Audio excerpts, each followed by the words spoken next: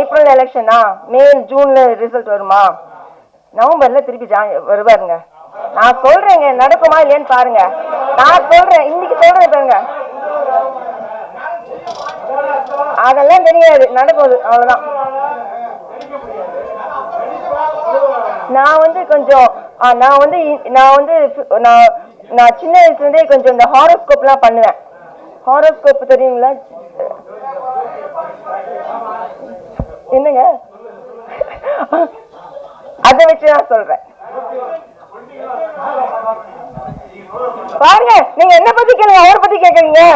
என்ன பத்தி கேளுங்க, என் படத்தை பத்தி கேளுங்க. அதெல்லாம் இல்லைங்க. நாங்க பாருங்க, என்னோட 2 years என்னோட நடிப்பேன், அவ்வளவுதான். நடக்குதா இல்லையான்னு பாருங்க, அப்புறம் பேசுவீங்க நீங்க.